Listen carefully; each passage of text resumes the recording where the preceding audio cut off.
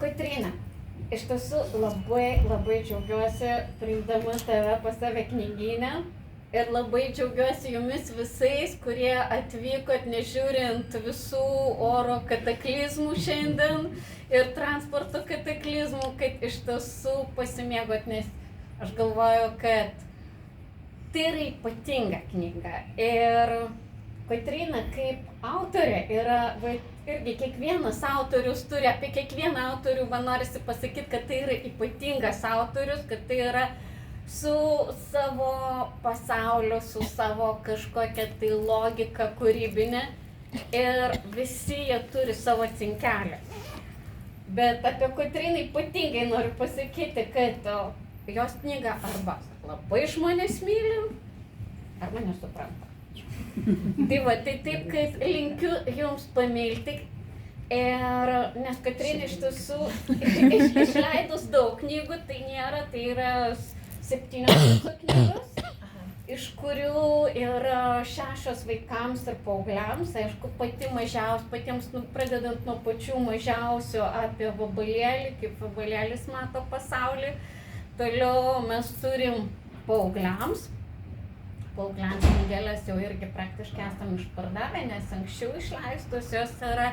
Ir dabar turime suaugusiems mylimus kaulus, kur irgi, sakyčiau, reikia turėti šiokio tokio vaikiškumo. Vat tame turi būti suaugęs ir vaikas, kad kažkaip tai tas tiltas.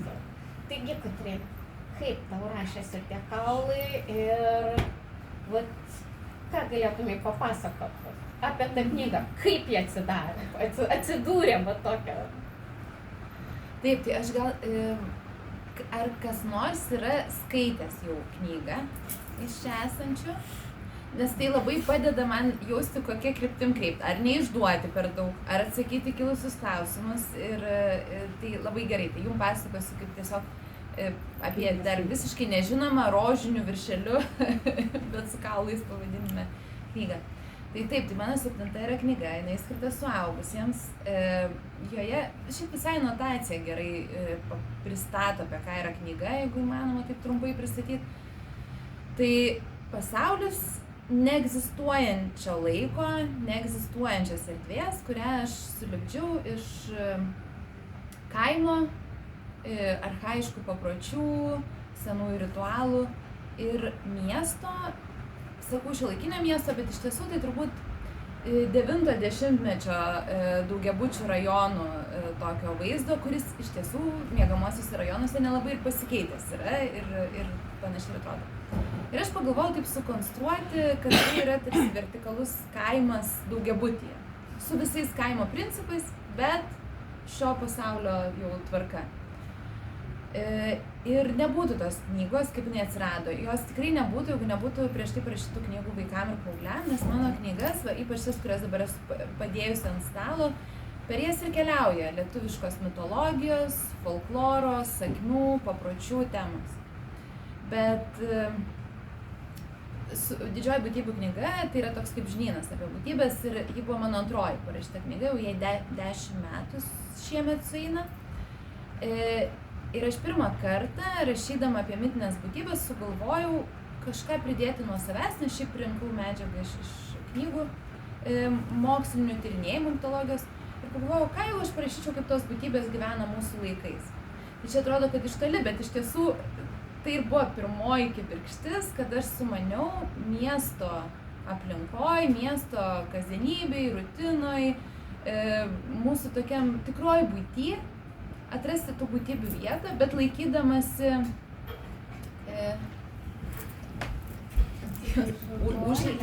užrėmė. Ai, čia taip atrodo, kad užremsos turi. Tai laikydamasi apie kokią būtybę, kaip pasakota seniau ten. Jeigu laumės prie vandens ir skalbia, tai tada jas statau prie skalbimo mašinų. Jeigu Prašom už sutraukimą, nes lietutis.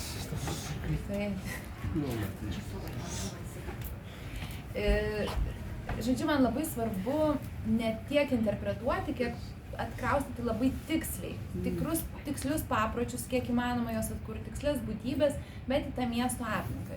Ir aš su tuo žaidžiau su vaikais, Sielos sumuštinių dėžutėje, 10 istorijų jau atskirų kur siužetus kūriau pati, bet kūriau pagal sakmes, atsispirdama nuo sakmių, nuo prietarų, kaip gyveni bute ar važiuoji į mokyklą ir staiga susitinki su būtybė. Kaip realiai ir būdavo sakmės pasakojimas, toks trumpas vaizdelis iš buities, kuriame pasirodo kažkokia gamtinė būtybė.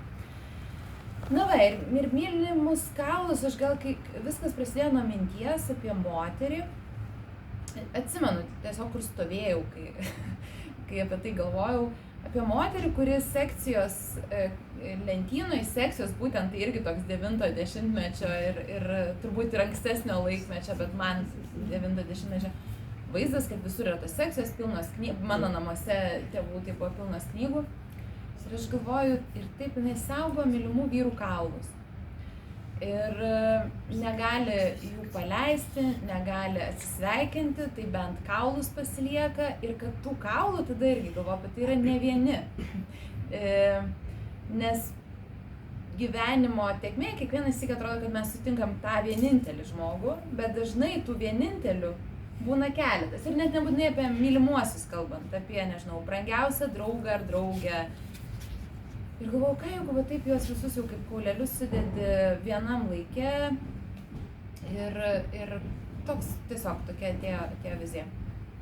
Ir tada savo mylimam vyrui, kuris neskaito grožinės literatūros mylimų kaulų, yra perskaitęs tik pusę. Žodžiu, bet aš jam visai ką papasakoju ir jisai kaip tik būtent dėl to, kad nėra grožinės literatūros mėgėjas, jis labai pajunta ar kabina istoriją, ar neužkabina. Ir sako, tai kur čia vyks tas veiksmas? Ir man tada tiesiog nukrito visas tas iš turbūt vaikiškų mano knygų rašytų, kad taip, nes aš galvojau, kad bus tiesiog paprastas daugiabutis, sekcija ir kaulai. Ir tada supratau, kad tai bus daugiabutis kaimas, gražių atsiliepimų sulaukiau, kad tai yra kaip pavilys, irgi kuriame gyvena bendruomenė ir visa ta istorija, kuri šiaip yra moters brandos istorija, gal taip galima sakyti, bet ji bus tokioj mano sutvertoj toje erdvėje. Ir paskutinis mažiausias dalykas, kurį pridursiu, bet keliaudama po Lietuvą su šita knyga, aš supratau, kad jeigu aš galvojau, kad atkraustau gyvulius į daugiabučius ir čia yra mano kažkoks kūrybinė fantazija, ar ten pirtis, namo rūsy, mano fantazija ir taip toliau, tai sužinojau, kad vos ne kas antras turėjo kaimyną, kuris tai ten kažkur balkone laikė vištas, ar ožkelę turėjo, ar kažkokiam autobusiukė apleistam laikė vištas. Žodžiu, turbūt tas ne veltui ta knyga taip surezonavo daugam, kad labai greit pas mus, ypač sovietmečio, tas buvo įdirbis, kad žmonės buvo išplėšiami iš savo krašto, į daugiabučius kėlės, viskas ten automatizuojama, žodžiu, ir tų gyvuliukų daugiabučiuose ir karvių matomų pro balkoną iš 8 aukšto buvo nemažai. Visoje Lietuvoje. Taip, Kotryna, apie tavo vyrą, kada tu jam pasakai, nebuvo tai, kad jį negazdino, dėl to jis ir nustojo per pusę knygos, kad žodžiu, o gal, ką gali žinot, kad jo kaulai atsidurs sekcijoje? Nejautrus tas mano vyras. Gal dėl to ir net toks jautrus, kad neskaito grožinės literatūros. Jisai buvo kelionėje, šiaip nežinau, ar būtų ir pusę perskaitęs. Man dėja, kad neskambėtų viskas jau taip blogai, aš turiu įtarimą, kad jam yra lengva disleksija ir kad vis laik turėjo problemų su skaitymu, kad vis reikia ir jisai visai kitais būdais gauna informaciją ir yra labai gudrus vyras ir labai gerai sakau, va taip įdomu, kad aš su juo galiu diskutuoti apie tuos siužetus, bet kai yra raidės puslapiuose, tai jis buvo kelionėje, skrydyje, skaitė pasiilgęs, neišsigando, bet ir neperskaitė, kad atsiranda mylimas draugas tą knygą. Aš vis galvoju, jis nežino, kaip, bet mes pasitikė jisai manim ir džiaugiasi knygos sėkme, va taip galiu. Nes iš tiesų labai smagi knyga, va tarkim, su iliustracijom priekį, va ta tokia iš karto duoda nuotaiką, kad eina ne tik tai, kad pats tekstas, bet tiesiog ir pro langelius matomi tie visi gyvuliukai ir, nes iš tiesų tai man labai. Bet sakau, man tai buvo vat žvėrynas ir grinai vat važiuojant, kad čia pat yra Seimo rūmai ir vat būtent vaikystės mano žvėrynas. Kada grinai 7 troleibusu tu važiuoji per visą centrą, pro tą tiltą ir tada dar Seimo nebuvo, bet buvo ten tie Seimo rūmai. Ir tu staiga įvažiuoji į kaimą vidury Vilniaus, prie pat centro ir kur yra, vištos, ten tos visos tvoros tokios, va. Ir todėl, va, tas, čia nespoilinsiu, bet tėvas, kuris vežiojasi kūdikį troleibuso kabinoje, kažkaip, va, tos iliustracijos, kurios labai įveda tave, va, pajusti tą knygą, nes tai yra knyga, kuri yra, sakyčiau, galbūt kaip paveikslas, kurį tu nesistengi suvokti smegenimis, bet daugiau stengiasi pajusti va, tą visą, va, bent jau man tai buvo, kad tiesiog va, visą tą gyvenimą, visą tą va, tėkmę. Dabar šiek tiek apie tėkmę ir apie visus tos kaulus, nes vienam iš tavo interviu tu kalbi apie lietuviškas sakmes ir pasakas, kurias mes irgi randam čia ir kažkam tai gali pasirodyti baisu ir va tai, kas va, čionais daugiau yra galbūt senelių, močiučių, negu kad jaunų tėvų, bet vis tik tai apie tas baisiausias lietuviškas pasakas. Ir man labai patiko tavo požiūris. Ar galėtumai trumpai tiesiog, kad iš mūsų čia esantis galėtų perduoti, pasipasakoti ir nebijoti tų lietuviškų pasakojimų? Aš bijau dabar paneigti, ką nors, ką sakiau ten, kur jūs klausėtės, nes nežinau tiksliai kontekste, kokiam kalbėjau, bet iš esmės... Tiesiog apie tas baisiausias lietuviškas pasakas. Tai jos iš tiesų yra labai baisios. Ir viena šiaip tai aš noriu, nežinau kiek apie pasakas kalbam, bet, pavyzdžiui, mirties temą aš ir vaikų knygose paliečiu ir Mylimuose kauluose mirties ir gedėjimo šiaip yra labai daug. Bet aš manau, kad su vaikais tiesiog jie gyvena lygiai tam pačiam pasauliu, kuriame gyvena ir suaugusieji. Ir dar prieš 100 metų vaikams informacija niekaip nebuvo skiriama ar kitaip pateikiama, nes vaikai buvo laikomi tiesiog mažai žmonėmis, su mažai patirties, bet su viską buvo kalbama su jais kaip su gal nelabai gerbiamais, bet lygiais. Nežinau, kaip čia pasakyti tiksliai, bet ir iš tiesų mes, ypač pasakos yra skirtos tam, kad tai būtų kaip maža treniruotė prieš tikrus iššūkius. Ir kai šiais laikais yra iš įvairiausių istorijų, iš klasikinių istorijų eliminuojamas pavojaus ar mirties ar kovos faktas, tiesiog suprantu, kad tai irgi atspindi, na gal dabar pastaruosius 5 metus pasaulis pakankamai apsivertė ir nebegaliu pasakyti, kad tai tiksliai atspindi mūsų laikmetį. Bet dar iki 2020, sakyčiau, tikrai mes gyvenom pasaulyje, kuriame iš tiesų labai žmonės mokomi ir pagarbos, ir ten visų susitarimo diplomatinių, žodžiu, tolerancijos viskam ir žodžiu, gyvenimo įvairovėje ir darnoje, ir gal tai ir atspindi, kad iš istorijų išimami baisūs elementai. Aišku, niekada nedingo šešėlinė pusė, kurios nesimatė, ir visi sunkumai, smurtas ir taip toliau. Senosios pasakos, manau, labai gerai parodo, kad tuo laiku, kad ten gali pamotė tave į žarijų duobę įmesti, dėja, bet buvo net nebūtinai metafora. Tai tame buvo tiesiog labai daug žiaurios tiesos to laikmečio, irgi kur smurto buvo daug daugiau ir daug grubiau buvo viskas gyvenime daroma. Bet tiesą sakant, aš nežinau, kad kai kalba apie smurtą, kad ir prieš vaikus, jo artimoje aplinkoje vis dar yra labai daug. Tiesiog mes tokie sofistikuoti, nenorim apie tai galvoti ir įsivaizduojam, kad čia mūsų supantys žmonės visi yra kitokie. Tai tas tos visos sudėtingos temos viena vertus, kaip kad blogis egzistuoja ir kažkaip reikia su tuo dorotis, labai gerai pasitreniruoti knygose, mano manimu. Kitas dalykas, kad tiesiog kalbėti apie ligą, mirtį, netektį, sunkumus būtina, nes nieko nėra sunkiau vaikams, kaip vis tiek, aišku, jų gyvenimuose tai vyksta, bet kai suaugusieji tiesiog jų nemato, nežino, kaip apie tai kalbėti ir tada tiesiog ir nekalba. Tai va čia yra tikroji trauma vaikui. Ne, kad kažkas numirė ar susirgo, o tai, kad visi apie tai tyli ir jis atsiduria į tylos sieną. Tai, bet apie mylimus kaulus sakant, aš jaučiu tą pačią problemą ir panašią problemą su savo kartos žmonėm. Galbūt su vyresniais šiek tiek ar 10 ar 20 metų jau yra kitaip.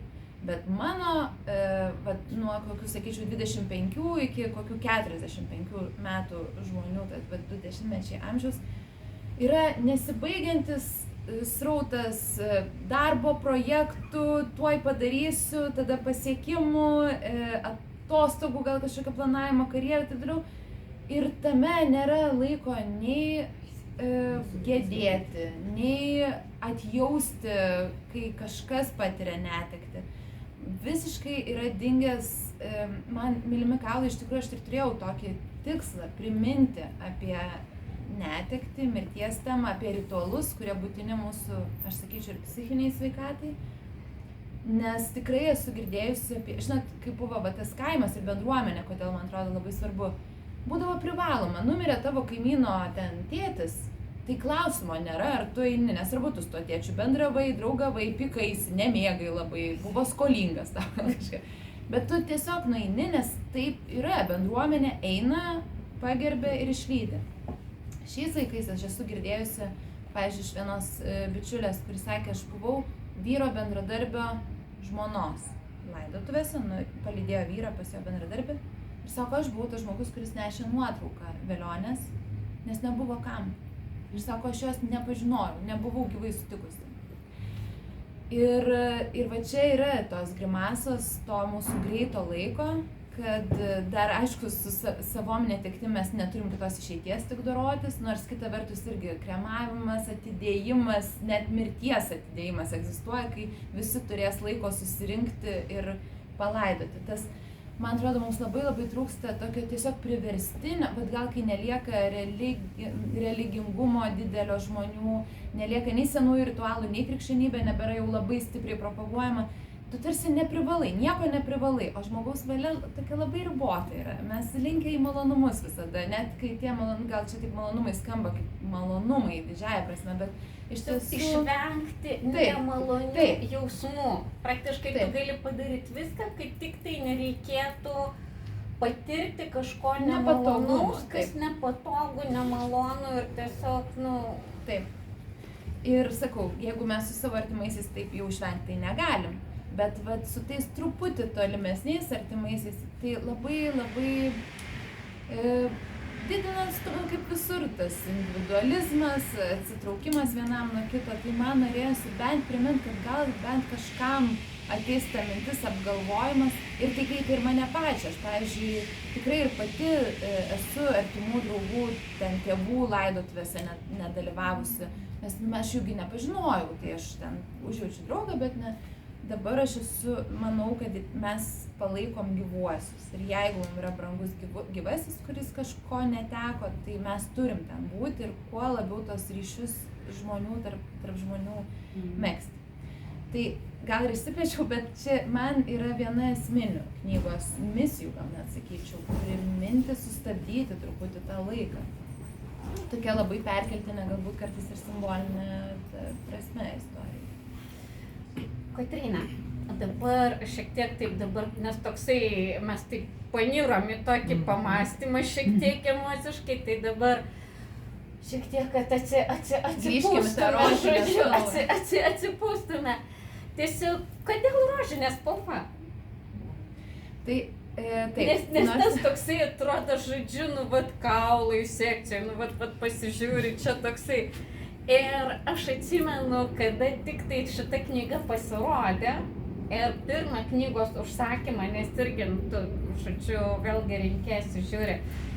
Ir ta tokia rožinė spalva ir taip, palauk, apie ką čia, kas čia, paršiukai matosi pro langus, vat kaip tas visas, kadangi tu esi pati ir iliustratorė, ir kūrėjų sala, festivalis, žodžiu, organizatorė, ir ir dizainerė, bet kaip tu negali pasakyti, oi, aš nežinau, čia kažkas tai kitas nusprendė rožinę spalvą, jau tu šito, taip sakant, atsiprašymo neturi. Taip.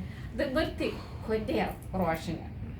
Taip, tai aš dizainą šitos knygos dariau pati, nors šią knygą, kitas esu iliustravus beveik visas savo knygas, esu iliustravus pati, o čia pasikviečiau dailininką Bernardą Burbą, nes žinojau, kad jisai jau labai mėgdavo piešti ir troleibusus, ir daugiabučius, ir man tiesiog labai tiko jo kūrybą ir galvojau, nu va, mes puikiai čia sudėrėsim. Ožkytės labai. Ožkytės užsakiau, jis labai nemėgsta gyvūnų piešti, bet sakiau, kad teks čia jų šiek tiek. Ir taip, ir aš sugalvojau, pradžioj tiesą sakant, visas viršelis buvo daugiabutis pilkas ir pirmieji, kas pasakė, kad spalvos reikia, ne rožinės, nebūtinai ten kitokios, bet buvo leidykla, kur mes labai artimai draugavom su Aukso žuvų leidykla ir sakė, gal kažkokios spalvos. Ir tada aš pamačiau irgi po kurio laiko tokį viziją, kad tai galėtų būti ta ryški rožinė ir tas pilkas daugiabutis. Man labai patinka kontrastai. Tiek pavadinimas yra kontrastas. Mylimi, toks tiesmukas, saldus žodis. Mylimi, be jokių ten išvedžiojimų, bet kaulai. Ir iš karto tas toks makalbiškumas. Pilkas daugiabutis, gyvuliai, kaukolė, bet rožinė spalva. Tai mano manimu, nors knygoje yra daug netekties, mirties, purvo, tiesiog kūniškumo tokio, bet man joje atrodo, kad yra ir daug šviesos. Kiekvienas knygos veikėjas, ypač kas skaitysite, tai atkreipkite dėmesį, jie visi myli kaip tik gali labiausiai. Jie visi dori yra. Man tas toks net keistas žodis, kalbant apie šiuolaikinę literatūrą, bet nes to tikrai labai dažnai knygose yra toksiški santykiai, taip autoriai mėgsta išnarplioti savo skaudulius ir tai yra labai svarbu, tai irgi buvo lūžis tam tikras literatūrai.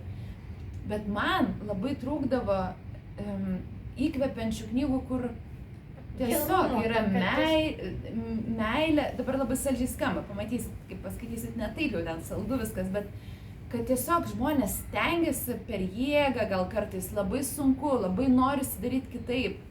Bet tada jeigu išlaikai tą teisingumą, nežinau kaip čia pasakyti, ištikimybę, pavyzdžiui, kaip vertybė irgi, tuos kaulus tada jau pasilieka, kad kai jau nieko kito negali turėti, tai bent kaulus pasilieka. Aš čia apie ištikimybės, pavyzdžiui, temą kalbu. Tai man labai trūko tokio, kur aš manau, kad knygos gali labai įkvėpti, gali padėti ir patiems kažkokius sprendimus priimti. Ir man tikrai šiuolaikinė literatūra atrodo visiškai pamiršta ištikimybės, garbės, tokių donkichotiškų poelgių liniją. Nes aš, tarkim, truputėlį įsiterpsiu šitą, nes labai pasilgstu mūsų kasdienybėje pačio jausmo, kilnumas. Kilnumas, Bet kas yra kilnumas kasdienybė? Ką reiškia? Tas pats dorumas, padorumas. Dorumas ir padorumas. Du visiškai skirtingi jausminiai aspektai, bet jie ir susiję tuo pačiu. Ir jie neturi jokios religinės, jokios kažkokios tokios griežtos, kad čia pagal taisyklės. Ne. Padorumas tas vidinis toksai, kad kiek jisai tavo kasdienybėje figūruoja. Sakau, apie kilnumą, tai mes apskritai, o ką reiškia, o koks šį jausmas, o kas tai yra.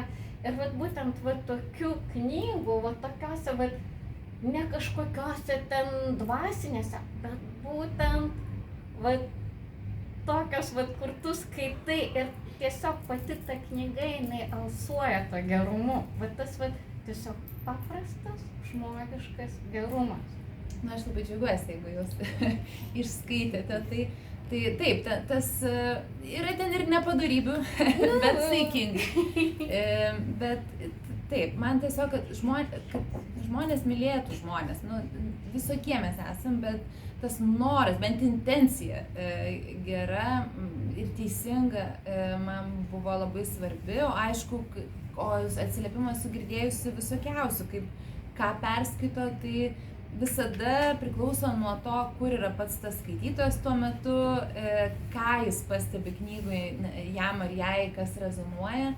Ir visaip ten būna, kartais atrodo priešingybę pasako tam, ką aš norėjau pasakyti. Ir tada, kai kalbamės, tai galiu jau apie priešingybės, tai kartais pasakau, kad šiaip tarsi turėtų knyga gyventi jau be autoriaus ir viskas leidžiama skaitytojui, kaip nori interpretuoti. Bet jeigu labai stipriai man pasirodo, išgąsdina ta interpretacija, būna, kad pasakau, kad gal vis dėlto į kažką neatkreipiat dėmesio.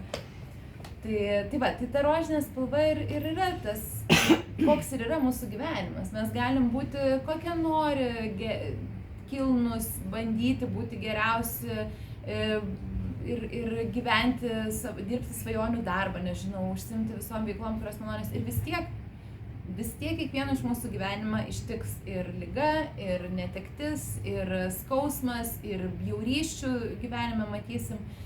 Tai man tas paradoksas, jisai labai ir yra žmogiškas. Tai ir yra žmogus, kad jis susideda iš ryškiai rožinės ir pilkos. Ir cemento ar betono pilkos ir tų kaulų, kurie kažkada vaikščiojo. Tai va, ir aš manau, kad aš truputį apgaunu kai kuriuo, neapmulkinu, bet apgaunu, sakykime, privilioju tuos skaitytojus, nes tikrai labai netikėtos skaitytojos gal dažniau paimdavo tą knygą į rankas, kur manau, kad tikrai neieško nei makabriškų temų, nei lietuvių autorių knygų, gal, žodžiu, šiaip neimtų pagal siužetą, bet kažkaip ir viršelis patraukia, gal išgirsta gerą atsiliepimą, bet žinot, kas nuostabiausia, kad vis tiek koks būtų mūsų stilius, ten išvaizda, grožio procedūros ar panašiai, kažkuriam lygmenį mes esam, kaip sako, kokia būtų rasė, širdies spalva ta pati yra. Tai lygiai tas pats su tuo žmogiškumu. Mes po visu tuo esam, mūsų jausmai labai panašus išgyvenimai ir patirtis. Ir nuostabu, kai netikėtai paėmusios, pavyzdžiui, skaitytojos į rankas atranda tai ir pamėgsta knygą ir atranda tą savo tokią pusę, nežinau, kad mėgavosi ir makabriškais dalykais ir nežinau. Tai yra nuostabu ir tada ir dalinasi ir gal dėl to knyga, ji tikrai Lietuvoje labai susilaukė didelio populiarumo. Tikrai yra, kam knyga yra atgrasi ir nieko tokio, jeigu, labai gaila, jeigu perskaitysite ir jums bus atgrasi ta knyga, bet labai mane nustebino, nes aš galvojau, kad jinai bus nišinė, kad didesnė dalis skaitytojų sakys, kad nepaskaitoma. Bet aš būtent tą žodį galvojau, kad jinai nepaskaitoma, nes aš surašiau ten neaišku, kur tiesioginė kalba, kur kažką galvoja, kur eina, kur šneka, kas ir taip toliau. O pasirodo, kad įsiskaičius ir jau įsijautus tą ritmą, kaip tik kai kuriem nuo to viskas labai greitai ir lengvai persiskaito. Ir jos dabar yra išleista 11 000 jau egzempliorių. Yra 5 kartus pakartotas tiražas per 2 metus. Su knygom vaikam ir paaugliam aš niekada nesu patyrus tokios sėkmės, nors jos irgi buvo sėkmingos, šiaip yra įtrauktos į vadovėlius. Nes didžioji gavo irgi apdovanojimų, kaip vabalėlis irgi buvo ir apdovanota, ir metų knyga buvo irgi. Taip, ir sakau, ypač turbūt svarbu, kai vaikų vadovėliuose atsiranda ištraukos ir supranti, kad tai yra labai prasminga ir vertinga, kad jie atranda naujus būdus skaityti apie savo šaknis, apie savo kultūrą. Bet didžioji būtybių knyga turbūt, gal ir yra jau dabar tiek pat atspausdinta jos kaip mylimų kaulų, bet per 10 metų.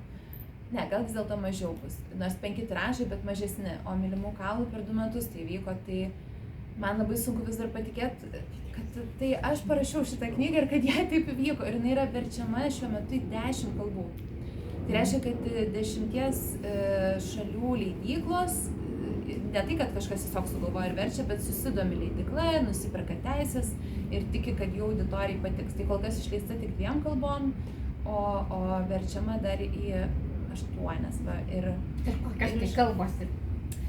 Tai latvių, estų, baltarusių, nes yra Vilniuje pabėgėlių, nežinau, nepriklausoma leidykla įsisteigusi, kuri su režimu nieko kaip tik pykstasi, danų, tikrai ką nors pamiršiu, anglų, kas aišku yra įspūdingiausia, nes labai sunku sudominti anglakalbės leidyklas, nors yra sudominusi. Prancūzų neseniai sutarė, dabar bijau, lenkų, žodžiu, tikrai ką nors pamesiu, bet italų. Va.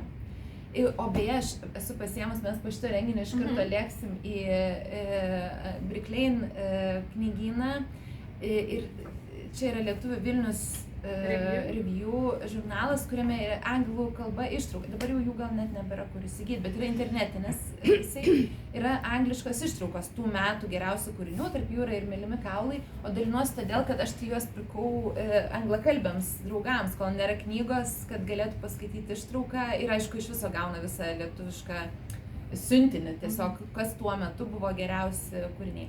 Tai dėl to pasidėjau. Tiek, kad juos irgi šiaip nenusipirksiu. Vilnius Review? Iš instituto? Ne, Vilniuje tai prekiauja ir... Nes šiaip tai iš pasplatintojus nėra. Pasplatintojus. Nes aš žiūrėjau atsivežti ir... Jo, jeigu ką, su Sauliumi bendraukite tiesiog, jisai labai mielai... Tai susitiksim šį vakarą.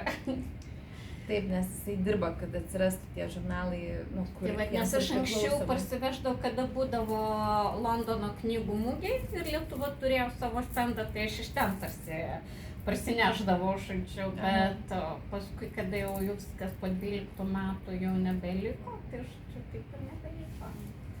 Gerai, mes tai šį vakarą išspręsim. Taip, šį vakarą išspręsim šitą klausimą. Dabar taip, kas ko norit paklausti? Aš atsiprašau, norėčiau paklausti. Bet norėčiau paklausti, kaip jūs pradėjote rašyti, nes jauna esate, matau, jaunas žmogus. Ne tokia aš jau jauna. Jūs sakėt, tas meta nuo 25 iki 5, tai aš įeinu ir tą, tai žodžiu mes dar jauno. Nesvarbu, nesigilinau. Ne, norėjau, kaip pradėjote rašyti, nes iš tikrųjų tai labai įdomu, kaip pradėjote, kodėl būtent nusprendėt nuo vaikiškų pradėti tų knygučių? Jo, labai geras klausimas. Aš pradėjau, man buvo, žodžiu, prieš 12 metų pasirodė mano pirmoji knyga, o rašyti pradėjau ją prieš 14 metų. Prieš 14 metų man buvo 26 metai. Ir aš studijavau Dailės akademijoje, aš šiaip esu baigusi Dailės akademiją, grafinį dizainą, nors rašiau daug seniau, bet tiesiog... Atsiprašau, jūs iš Vilniaus? Aš iš Vilniaus. Ir studijuodama aš ten dariau tokį projektą apie UNESCO paveldą Lietuvoje ir taip tiesiog visiškai atsitiktinai, galvodama, kaip apie jį papasakot skirtingoms amžiaus grupėms, užlipau ant padavimų. Tai man taip atrodė, kad čia mane labai įkvėpė, pamačiau jas tarsi šono, egzotiškai ir pagalvojau, kad jie taip trumpai ir sausai užrašyti, kad vaikams reikia parašyti knygą, kur būtų išplėsta, tai sultingiau, empatiją labiau keltų ir kad jie susižavėtų savo kultūrą. Ir tai buvo pirmąją knygą. Aišku, negalvojau, nebuvau tikra, ar man pavyks, kad išleis kažkas, visiškai nieko nežinojau, galvojau, tikėjausi geriausia, bet buvau pasiruošus tikrai blogiausiam, bet man pavyko. Ir ta knyga pasirodė ir aš tą pačią leidyklą iki šiol ir dirbu. Bet tikrosios šaknys, tai yra tai, kad ir šitą knygoje esu įdėjus savo su tėčiu nuotrauką pirmam puslapyje. Mano tėtis, kai mes gyvenome nuo vaikystės, aš su abiem tėvais ir sese gyvenau 12-aukštyje Žirmūnuose. O mano tėtis kaip tik tuo metu, kai aš buvau mažiukė ir paskui, nežinau, iki kokių jau ir augau su tuo, jis labai pasinėrė į papročius, bet būtent iš knygų. Jis labai, gal dėl to, kad nepriklausomybės buvo pati aušra ir tai buvo toks identitetas tautinis, nežinau, gal dėl to. Jisai labai daug turėjo sakmių, papročių ir jisai juos, jis toks pašnekus kaip aš yra ir, žodžiu, jisai viską apžaist sugalvoja, kad vat yra kažkokia šventė, tai mes ir pažaiskim pagal senuosius papročius tam 12-aukštį mūsų bute, kur nėra tų karvių balkonas ir taip toliau. Ir jis taip trenktai interpretuodavo, ten per kūčias mes eidavom 3 ratus aplink savo 12 aukštį, nes yra su gerybėm nuo stalo, liftu nusileisdavom ir apeidavom, o reikia aplink visas trobas, sodybos, ten aplink tvartą eiti. Ir aš galiausiai važinėdama po mokyklas jau gal keli metai buvo praėję nuo mano pirmosios knygos pasirodymo, aš supratau, kodėl aš atkraustau to kaimą ir tas būtybės daugiabučius, nes tiesiog tokia buvo mano vaikystė. Aš buvau radus tokį savo heką sugiedoti gaidžio balsu įeidama į tamsų kambarį, nes iš sakmių žinojau, kad velniai ir laumės išsilaksto paryčiais nuo pirmųjų gaidžių. Žirmūnuose gaidžių nėra, aš labai bijojau tamsos ir prieš jungdama šviesą aš sugiedodavau. Ir dabar tik daug apie tai pakalbėjusi, kaip kokiam psichologo kabinete, aš galiausiai supratau, kad tai yra atspindžiai to, kam aš užaugau, o ne čia mano gudrus mąstymas, kaip aktualizuoti mitologiją ir folklorą vaikams ir dabar jau ir suaugusiems. Tai jeigu nebūtų turbūt to labai pamiršto, bet labai stipraus pamato, tai ir akademijoje aš nebūčiau užsikabinusi ant tų padavimų ir nusprendus rašyti pirmąją savo knygą. Bet aišku, kai baigiau akademiją ir pajutau, kad galiu ir iliustruoti pati, ir maketuoti knygą pati, ir parašyti pati, ir aš visai knygą mačiau kaip tokį vientisą kūną. Aš iškart, kai pradedu rašyti, jau įsivaizduoju, kaip atrodys viskas, ko man reikia. Aš net rašau į dizaino maketą, ne į Wordą, o iškart į knygos puslapius kaip dizainerė, šiaip turėčiau sukelinėti tekstą, bet aš rašau, nes aš noriu matyti, kiek aš knygos puslapių parašiau, va kaip ir pats sakei, kad Wordo puslapių skaičių atsimeni, tai mane Wordo būna mažiau, pavyzdžiui, negu knygų, arba, jeigu neredaguojant, ten puslapiai didesni, aš noriu žinoti, kad parašiau daugiau. Tai va, ir pradėjau rašyti, nes negalėjau kitaip turbūt. Negalėjau nerašyti, atsisėdu ir vakarais ir niekada, va, irgi jeigu tarp jūsų yra, kas mėgsta, nežinau, turit bet kokį hobį, nebūtinai rašymą. Tai žinokit, niekada neateina tas stebuklingas savaitgalis ar atostogos, kada jau atsisėsit ir parašysit. Aš visas knygas parašiau po pusvalandį, valandą, vakarą, ten gabalėlį savaitgalio, bet tik gabalėlį, nes niekada šio viso tam paskirti negalėdavau skirdama, bet taip po truputį susideda ir va jau 7 knygos. Dabar jau, aišku, daugiau laiko rašymui skiriu, bet vėlgi ateina sėkmė, o tada ateina ir daug dėmesio, kelionių, reikalavimai. Taip, ir kaip ir esi dėkingas, va ir čia atvažiuodamas kalbėjom, kad supranti, kad tai yra didžiausia dovana. Bet kartu ta dovana tampa ir tam tikra našta, nes tu nebegali toliau rašyti. Tu dabar jau jauti tą pareigą ir džiaugsmą, ir tarsi norą naudotis, bet ir nebepriepi visko. Tai kartais ilgiuosi tų vakarų, kai niekam manęs nereikėjo, aš tiesiog atsisėsdavau ir dariau. Bet labai sunku, visai man rašyti labai sunku, labai užknisantis darbas, labai faina sugalvoti idėją ir labai smagu turėti knygą. Bet 2 metai arba metai tame tarpe yra kasdienės kančios, kai labiausiai pasaulį nori pasitikrinti, kas Facebook'e kuo pasidalino, atrašyti kokį nors e-mailą, kur iškart gausi malonumą. Kaip malonumą, kad atlikai užduotį, nes knyga tai yra nesibaigiantis procesas, niekada kol nepabaigi. Ir mes labai nepritaikyti tokiam darbui šiais laikais, mes labai fragmentuoti, tai labai man sunku rašyti. Nors galva yra kam lengviau. O sakykit, jūs turėjo tokį tikrą natūralų kaimą, ar taip ir buvo asfalto gėlelė nuo vaikystės? Šiaip neturėjau tokio kaimo, kur mane išvežtų pas senelius ir paliktų, bet mano senelio brolis buvo Jonas ir mes esam gal kokius 4 metus per Jonines, kartais porai dienų, kartais visai savaitį nuvažiavę ten pas tėtį. Bet mano tėtis jau gimęs Vilniuje, bet jo tėvai iš Rokiškio buvo. Ir tas prie Rokiškio, tai man Rakiškėniška yra tarmė, tokia girdėta ausį ir aš... O Rokiški kur? Prie Rokiškio, Kamajai ir prie Kamajų... Kriaunos, Rageliai, tenai? Vaštakose, ten... Mano gimtinė. Nu va. Tai mano širdies irgi gimtinė, nors aš gimiau Vilniuje. Ir turbūt, nors aš tik tom keliom dienom atvažiuodavau į tas Jonines ir tik keletą metų ir kaip viešne tokia iš miesto, ne visai savas ten žmogus, nes tiek savi ten anūkai ir kiti, Bet man tai būdavo visus metus to pasaulio, apie kurį man skaitydavo, pasakodavo, tėtis ten priburdavo jisai tiesiog tų istorijos, tokios tirštos būdavo iš jo vaikystės, kaip ten per sniegus kažkur važiuodavo žiemom, ten man susipainiodavo literatūros kūriniai, kuriuos jis man perskaito, sagmės ir jo pasakojimai. Ir aš atvažiuodavau per tas dienas tą stebuklingą erdvę ir buvau tikra, kad kai užaugsiu, aš gyvensiu kaime, auginsiu gyvulius. Esu net kažkokį rašinių konkursą laimėjusi su rašiniu, kaip aš gyvensiu kaime. Beveik taip ir yra. Bet turbūt tai, kad aš jo neturėjau, tai ir aš jį taip ir idealizuoju gal ir nežinau, žaviuosi. Taip. Ir dar daug įtakos išeivijos literatūra padarė. Mano tėtis labai žavėjosi taip pat išeivių literatūra, nes tai buvo tokia kaip ir vienintelė necenzuruota sovietmečio laikais. Ir aišku, kai jau aš augau, ten ir tiek Jonas Mekas, tiek Kazys Bradūnas ir taip toliau. O jie irgi visi išeiviai su didžiausiu ilgesiu ir meile ir grožėjimus rašo apie savo tą kaimą, iš kurio pabėgo.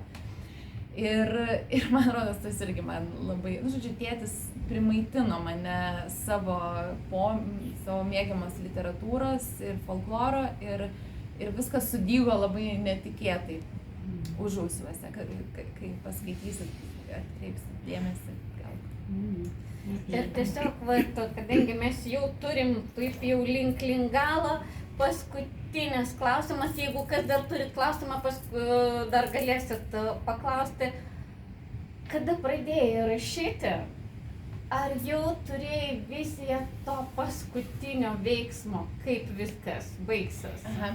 Taip, kad taip baigsis turėjau, bet kas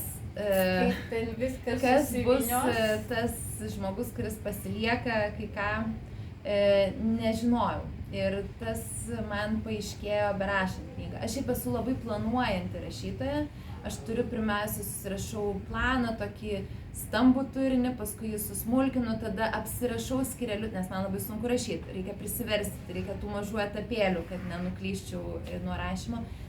Tai pasirašau santraukas ir dėl to galiu pasakyti, kad nors ir kaip stipriai viską suplanuoju ir nepradedu rašyti, kol neturiu tikslaus to žemėlapio savo knygos, vis tiek pasikeičia.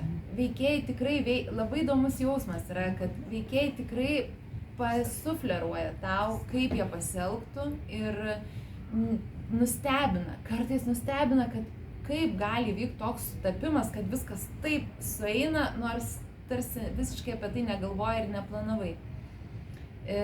Kartais yra jausmas, kad tik užrašai tai, kad kažką lyg pagauni, kažkokį, tai iš tiesų su šita knyga man buvo taip, kad į pabaigą aš iš viso ją pradėjau, pamatysit, yra toks keistas ilgų sakinių ta struktūra, kaip minčių srautas truputį visa knyga. Ir pradžioje aš rašiau ir į galą aš tiek paskendau toje knygoje, kad man turėjo būti tam tikras skiemenų skaičius, tam tikri sąskambiai, tokių kaip jau verlibrų, kažkokia giesmė, aš ten paskutinius gal 30 puslapių. Tai kai aš pabaigiau knygą ir išlipau iš to ir palyginau pradžią ir pabaigą, pamačiau, kad aš ten įėjau į transą, nežinau. Labai keista, nes aš šiaip tokia esu labai racionali. Nežinau, aišku, ir šitos knygos taip atrodo, bet aš netgi ėjau per sakinius ir išimdavau žodžius, įdėdavau netinkamus tarsi man, kad sulaužyčiau tą jau visiškai keistą tokį giedojimą ir grįžtų knyga truputį tą pradinę sietųsi su pradžia, nes tikrai paskendau tiesiog tos onos, kur yra pasakotoje mintyse, tam kažkur ištirpau. Tai va, tai šitos knygos patirtis tikrai buvo labai kažkaip stipri ir man pačiai ir keista, bet esminius momentus žinojau visada. Kad Ona, kaip pasikeis Ona irgi nežinojau, tiksliai, irgi tą supratau tik tai berašydama, kokia jinai vis dėlto bus svarbi ir stipri moteris. O kadangi jau anotacija išduodama apie kaulus lentynoje, tai kad saugos kaulus lentynoje žinojau nuo pat pradžių, nes tai nuo to prasidėjo knyga. Ir tų kaulų reikia palaukti skaitant. Ir kai kurie pyksta, sako, tie kaulai ten tik pabaigoje yra ir anotacijai parašyta, kad čia istorija apie moterį, kuri laiko vyrų kaulus lentynai. Bet aš kai rašydavau, kadangi man nuo to prasidėjo ir kai aš sakydavau, apie ką bus ta knyga, ir aš pasakydavau visai apie moterį, kuri kaulus vyrų laiko lentynai. Ir aš matydavau, kaip sužimba akis. Ir čia gal irgi toks triukas, triukinimas tų skaitytų kaip rožinis viršelis, taip ir tas pažadas kaulų. Ir tu turi perskaityti tą knygą, kad tas pažadas būtų tesėtas. Ir vis tiek tas užsukimas ir tvistas, ne tame, kad jinai kaulusi. Aš tą galiu išduoti. Intriga, turbūt ar netikėtumas yra kitur. Tai va. Dabar kaip autorė, tiesiog jau, nes jau visai šačia, kiek tavęs yra Onoje? Daug labai. Aš esu Ona nuo pat vaikystės ir tikrai jaučiausi ir pagyvenusi, pavargusi, visais besirūpinanti moteris. Kai pabaigiau knygą, tikrai susitapatinau ir su tuo, to yra, bet pasakysiu taip, Ona yra labai daug manęs, nežinau, sakykime, visa aš, bet aš esu ir šventasis. Aš esu ir mylimas draugas, aš esu ir mylimas vyras. Gerai, mylimas vyras gal labiausiai vis dėlto yra mano mylimas vyras, bet aš tikrai esu ir tie jos mylimieji. Tai čia irgi yra žmogaus daugiabriauniškumo žavesys. Visi personažai visada būna autorius, tik tai jie yra jo įvairūs kampai. Tai va, bet ir visus juos labai myliu. Dar paskutinį klausimą, o klausykit, tikriausiai nenustosit nuo šito suaugusių knygos, jau rašysit, taip? Aš tikrai rašysiu suaugusiems, bet man labai brangi yra vaikų auditorija. Aš labai mėgstu tuos mažus žmonės, aš labai noriu su jais kalbėtis, labai juose daug matau tokio atvirumo ir dar grynumo, kurį galima Aš turiu ne kiek įvardinau, atsiprašau, gal ne taip paklausiu, aplamai knygas. Ai, o knygas, o taip, aš tiek daug dar noriu pasakyti. Bet dabar, pavyzdžiui, rašau labai pareigoja sėkminga knyga. Atrodo, kad iš karto tai paims tikrai nusivils ten po to būtinai jau tą parašytą, jeigu tai pačiai auditorijai. Ir aš kažkaip man dažniausiai naujos knygos mintis kyla vidury rašymo, nes būna sunkiausia tuo metu, kai esi vidury, esi labiausiai įklimpęs ir tada ta nauja mintis atrodo, va čia tai būtų knyga, kur viskas ir gerai pasirašyti ir būtų lengva, ir žiauriai faino, aš čia dabar šitą murgdaus. Bet tai visai, ką būna, tai aš jau prie to įpratau. Ir paskui murgdotės jau kitoj knygoje. Ir tos naujos minties visada per vidurį esu lygiai toj pačioj pelkėj ir sugalvojau geresnę.